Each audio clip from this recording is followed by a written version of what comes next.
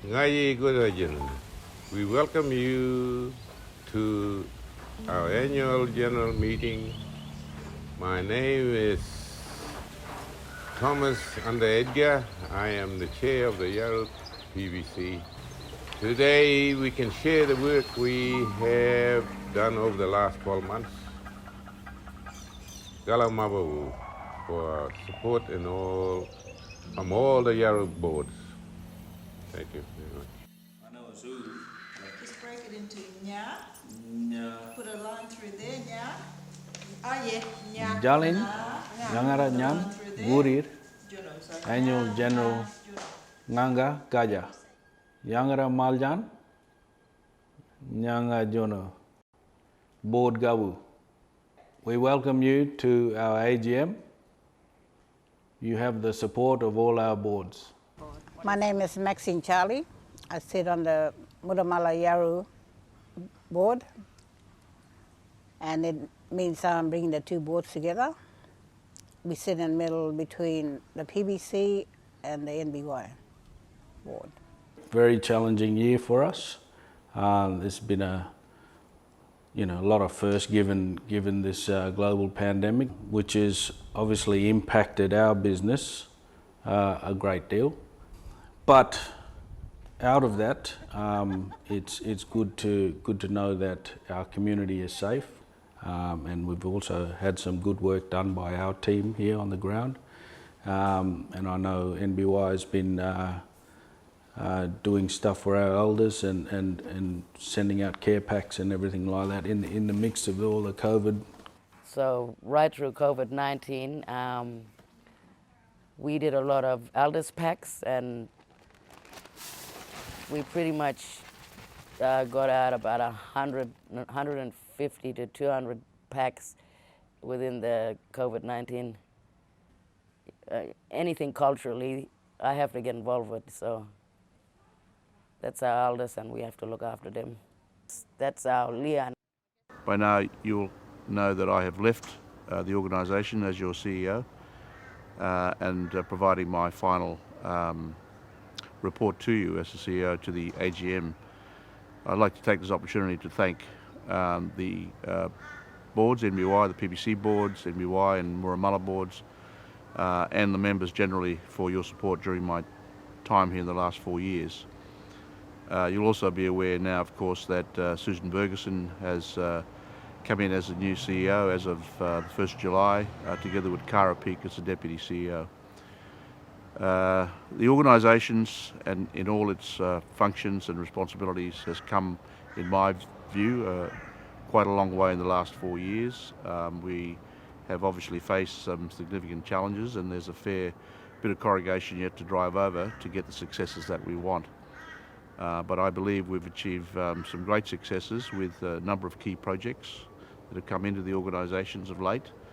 I believe that we've made a significant contribution in regards to building the structures and the foundations around improving our resilience in terms of our language, our cultural knowledge, our Nulu and other cultural activities. And Yawuru is now seen as one of the leading organisations in the country. We've also been facing very serious challenges years with the coronavirus, COVID-19. We've had to close the office for a couple of months this year, but hopefully it's provided us with the opportunity to reflect on our own personal situation, on our families and on our communities, and to look at resetting the dial in terms of our relationships, but also being able to understand more clearly about what we need to do in the future in terms of continuing the success and building for the better future for our children and our grandchildren. So I wish you well on the AGM, and I look forward to connecting you on my return. Naji Gurajan. My name's Susan Bergersen, and I'm the Chief Executive Officer of NBY.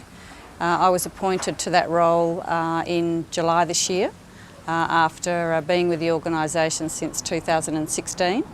The vision of NBY is really all centred around culture, community and tradition, And MBY has a really broad remit in relation to those broader responsibilities.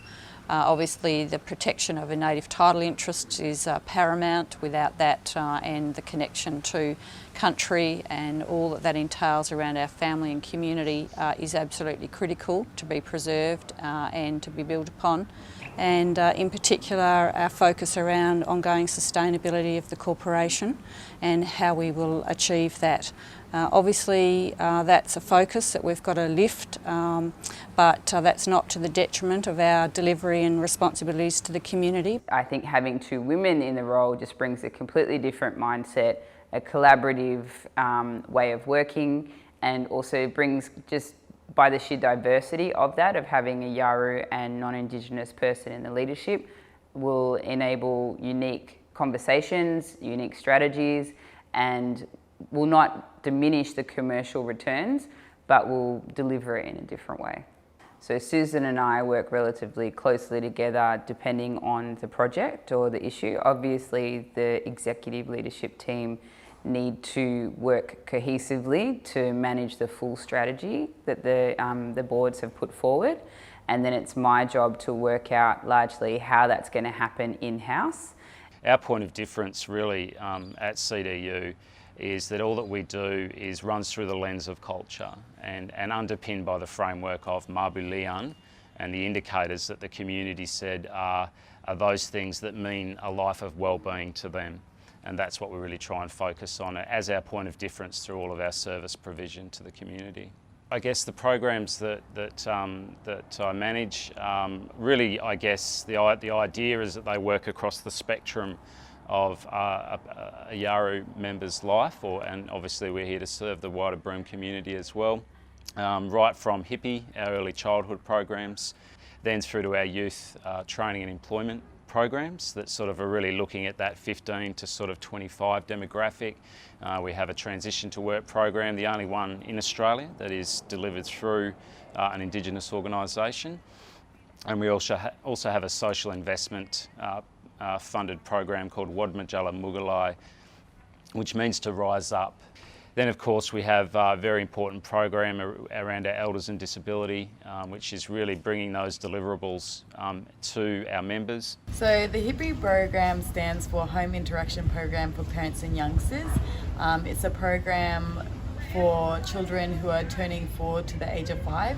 So it's a 2-year program, it's free, we provide everything, and what we do is we train tutors every week and every fortnight to deliver packs to our families. The program that I work with is Transition to Work.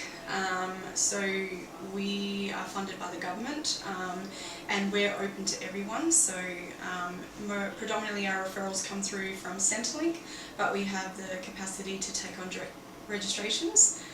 So I look after the Shell Social Investment Program, which is Wadmajala Mugalai, and its outcomes is to support Indigenous young people into training and sustainable employment.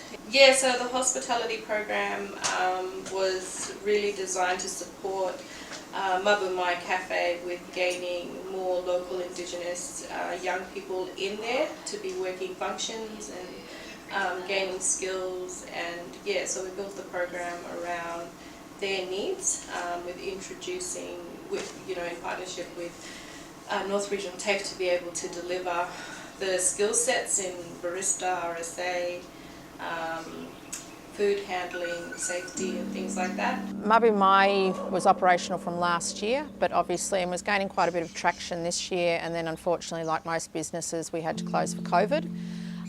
We've built up a great rapport, particularly with the government agencies for our function centre, but the cafe itself has become a really nice hub for people to come and have a coffee. I started doing hospitality courses and barista course because this was here. Yeah, they just thought I was a really good fit. I just went for it. I feel so comfortable working here. Mabu Mayi Cafe, Diane Appleby. My name is Diane Appleby. I'm the cultural coordinator for Nyambaburu Yawuru. Well, it's a united front. We have to work together. And if we step forward in increasing our participation as we move forward in actually increasing our cultural values and our philosophy of Mabu Liyan, we must work together. The collaboration in our language is called Yagar Mabulanji, and this is really all part of us coming together. I work in the language unit. We provide anything involving Yawuru language, so we address a lot of language requests. We also address language requests from our own people, especially people who live off country and want to stay connected to the language. We also provide assistance with Welcome to Country. We also are the support hub for inspiring Yawuru language teachers. Mangara means always or forever, and it's the special projects that focuses on all the research and curatorial and protects and preserves and enhances the living cultural heritage for Yawuru people. Lustre shares that kind of intertwining shared history of the pearling industry as well. It's been travelling around Australia for about 5 years now, and it was at the last travelling destination in Geraldton, launched in Feb 2020, which we attended, and it's about to come back home to Yawuru country. So we're getting ready for that for 2021, of where we will permanently house it. We have run our own Shinju Matsuri event for the first year this year. That was a sellout event for 50 people.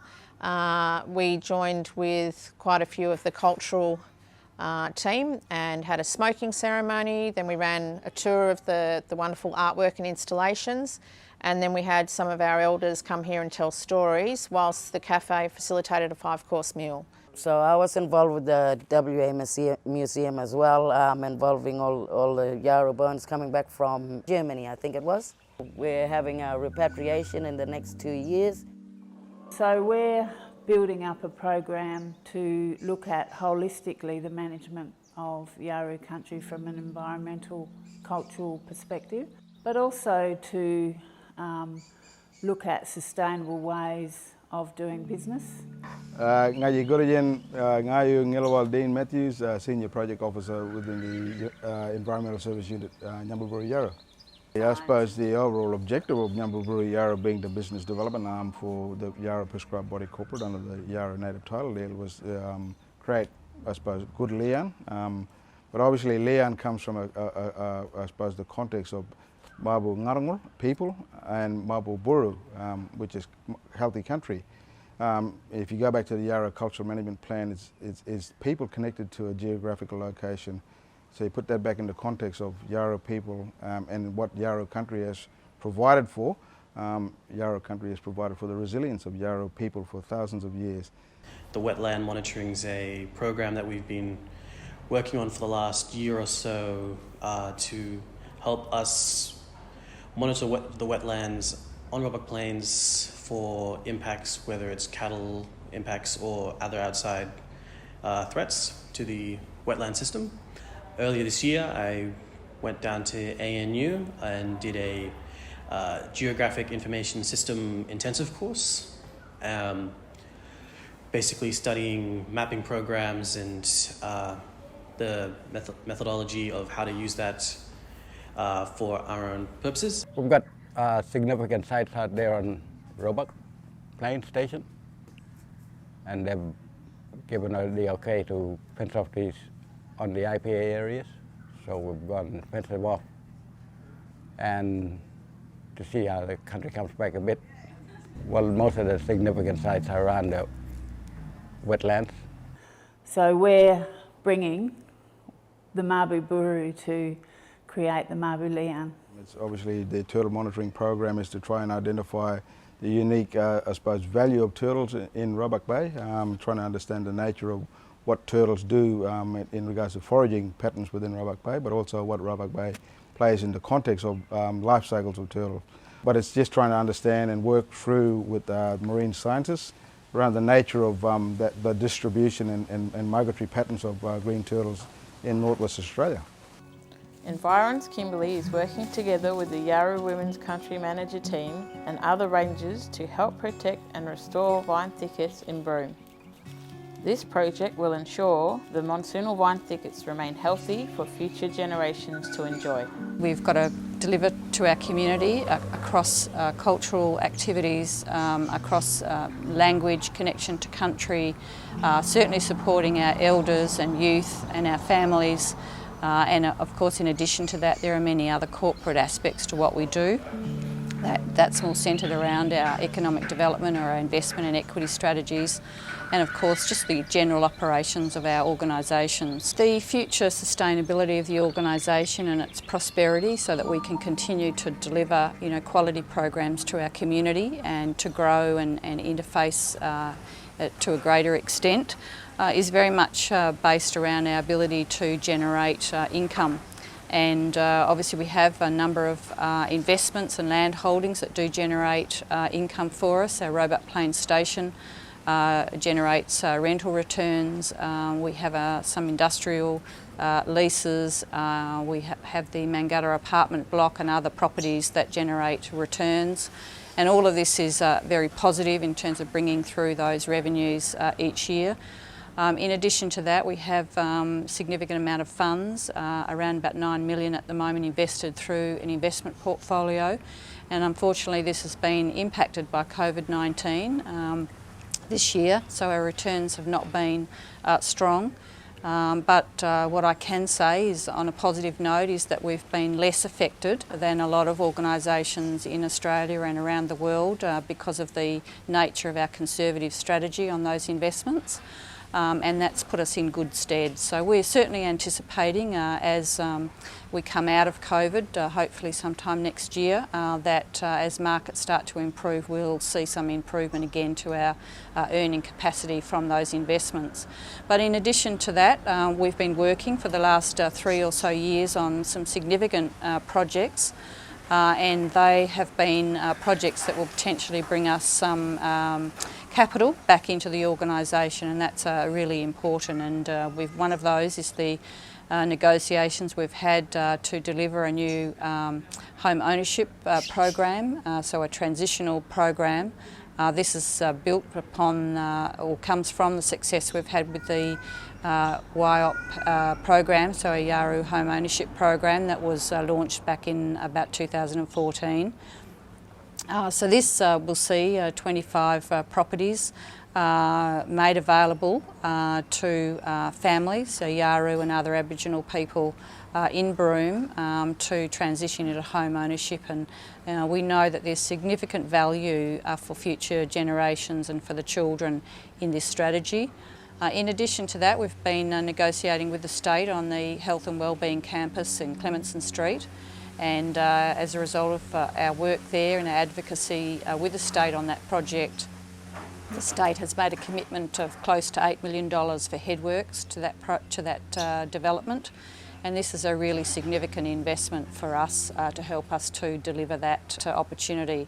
And this campus, health and wellbeing campus, will hopefully enable us to apply the Mabu Mayi principles of health and wellbeing across the campus.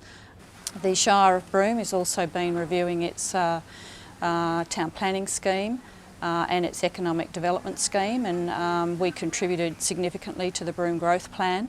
And it's important that we do advocate for Yawuru in these documents and positions, because we want to make sure that the consideration for our community and the broader Indigenous community of Broome are at the forefront of any of these future plans and activities of the town. Moving into the next phase of the Yawuru corporate group, making sure that we can maximise commercial returns but continue to develop for the community and deliver for the community, we've identified a shift that needs to occur, and that is raising up the next generation of leadership, which are predominantly Yawuru people in the organisation, having them supported by the technical experts and management, and then also obviously by the executive, so that we as senior leaders in the organisation can support the next generation to develop and design the next phase,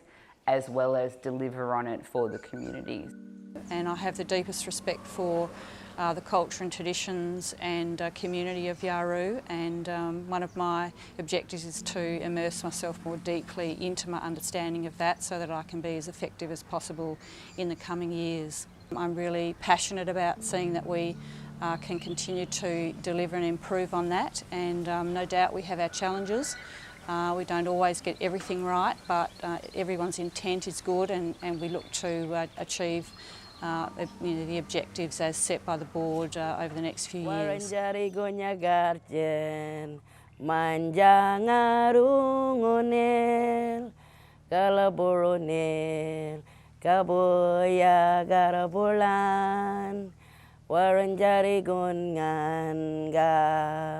Yagara Gilbaranolo Ngayu Juyu Australian Yagarjan.